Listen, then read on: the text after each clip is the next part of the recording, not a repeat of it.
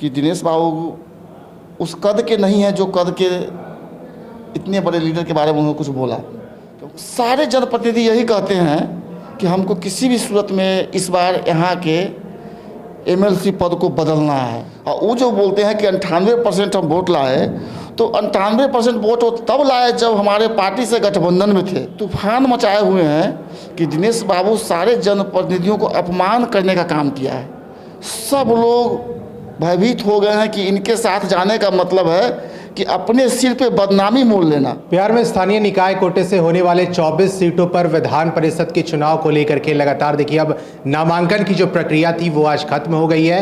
तमाम प्रत्याशियों ने अपना नामांकन किया। अगर बात करें बिहार के मुजफ्फरपुर से, तो राष्ट्रीय जनता दल ने शंभू सिंह को यहां से उम्मीदवार बनाया है। खुद बिहार के नेता प्रतिपक्ष तेजस्वी यादव पहुंचे थे और लोगों से अपील की है कि शंभू सिंह को यहां से जिताए। खुद इस वक्त हमारे साथ शंभू सिंह जुड़ेंगे।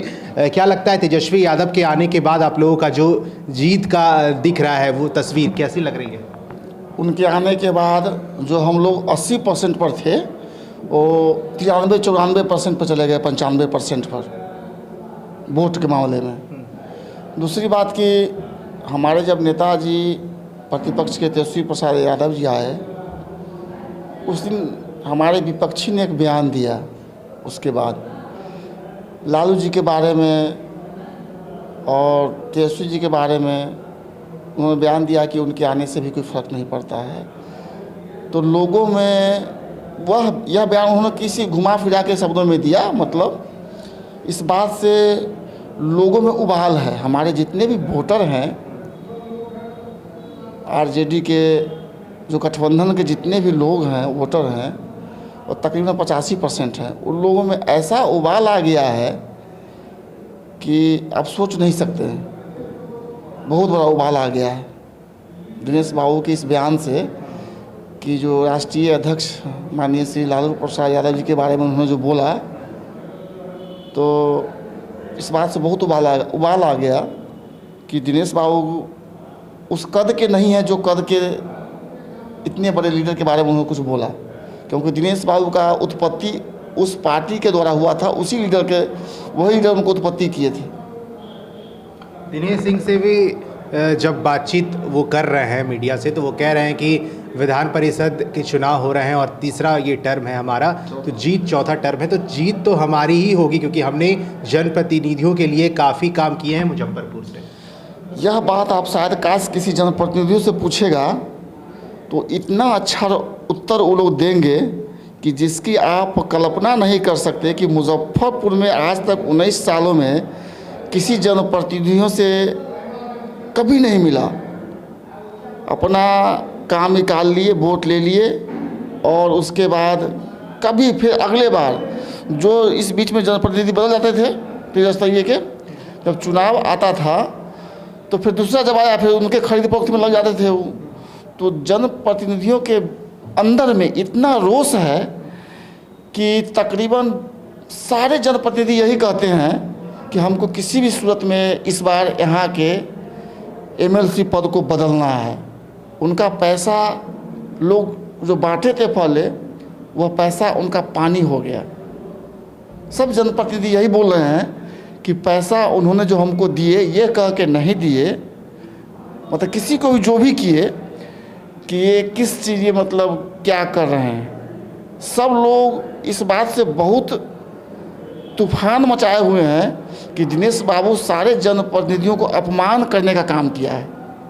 और आज के समय में स्वाभिमानी सब लोग हैं, सारे जनप्रतिनिधि स्वाभिमानी हैं, राजनीति में कदम रखे हैं, जिसमें जो 90-92% युवा हैं जो राजनीति में आए हैं, वो सोचते क्या हैं कि हम अच्छा से अपने वार्ड में काम करेंगे और तभी कर पाएंगे जब यह विधान परिषद का सीट सही हाथों में होगा।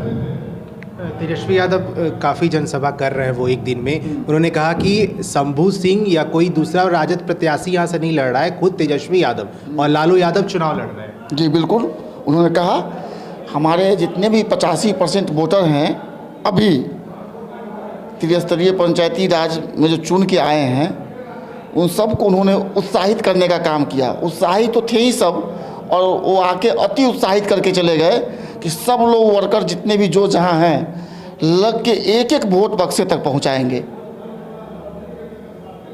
4 अप्रैल को मतदान होगा, पूरी रणनीति आप लोग की बन गई है इसको लेकर।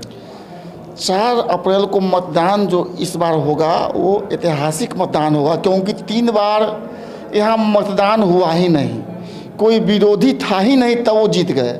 और वो जो बोलते हैं कि 98% हम वोट लाए, तो 98% वोट वो तब लाए जब हमारे पार्टी से गठबंधन में थे, तब उनको 5454 वोट तब आया था।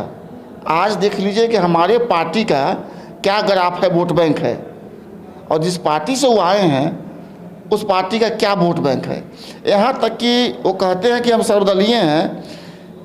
आप यह समझ लीजिए कि हमारे तो सीनियर लीडर आए हमारे नामांकन में, उनके सारे पार्टी जो जितने भी उनके पार्टी के गठबंधन में लोग हैं, कोई नहीं आया, क्योंकि इनके नाम से जो इनका क्रियाकलाप है, सब लोग भयभीत हो गए हैं कि इनके साथ जाने का मतलब है कि अपने सिर पे बदनामी मोल लेना।